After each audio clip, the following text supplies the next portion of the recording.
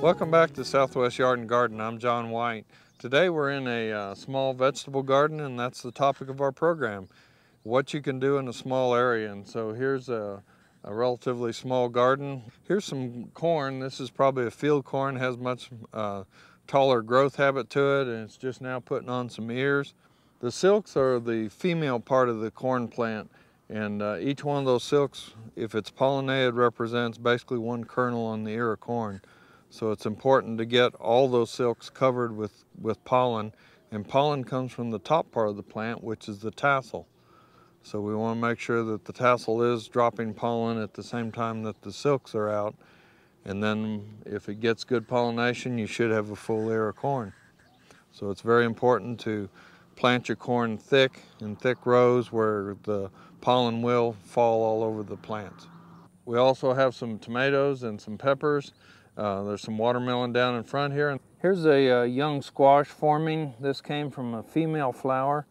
You can see the flower in front of me here is a male flower, and the way we can tell is this has a very slender stalk, and the female flower actually has the small fruit or ovary just underneath the flower. So this one's already, the flower is pollinated, the fruit is developing, and the bloom is falling off. So we have kind of a ground cover taking care of the lower part of it, as well as the corn that's taking care of the height on it. And then these are all warm season vegetables, so this is a seasonal garden here, and will be productive for the rest of the frost-free season. So let's go take a look at another garden that's with containers.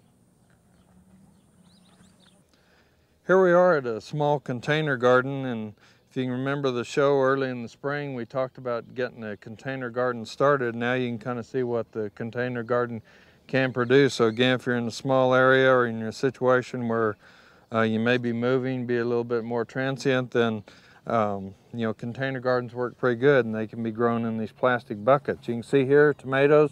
We have one down here that's beginning to ripen.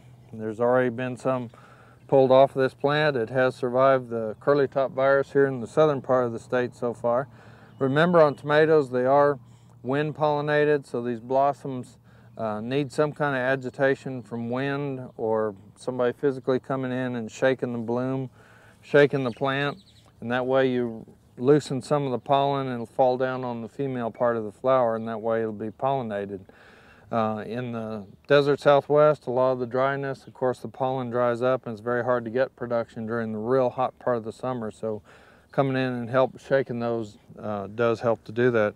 You can see on the end here we have some peppers that are growing. Here's some jalapenos. We got a red one here. This one stayed on maybe a little bit too long.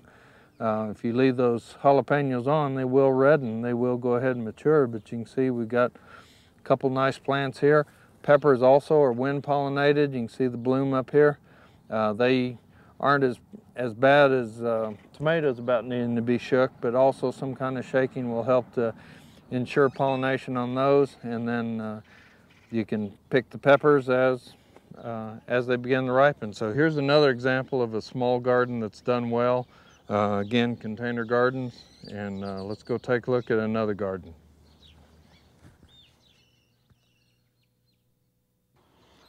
We're at the garden of Bertha Tanganan, and Bertha, hi, John. Looks like you got a very productive garden. Well, thank you. These are some of my tomatoes from my tomato plant. Looks very good. Thank you. You're doing good. Yes, well, I had to move them from the sun because they were drying up a little. Okay. And I have some tomatoes, some Swiss chard. Oh, that's very colorful.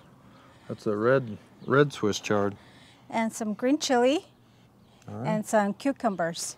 Well, they're doing very good. And this is a container garden that was started when? At the end of March. Okay. And what have you found with the container garden as far as benefits from it? Well, we can come and get our ripe tomatoes whenever we are ready to eat them. And there's nothing like eating ripe tomatoes. Okay. Have you found any major problems with them? Yes, well, I had to move them out of the sun because they were kind of like drying up quicker? a little bit, but they seem to be doing a whole lot better now that I moved them out. And you just water more often? I water them at least twice a day to keep them a little bit doing better. And again, this is a project that you've been working on in your work with the Extension Service, is working with kids to teach them a little bit about gardening.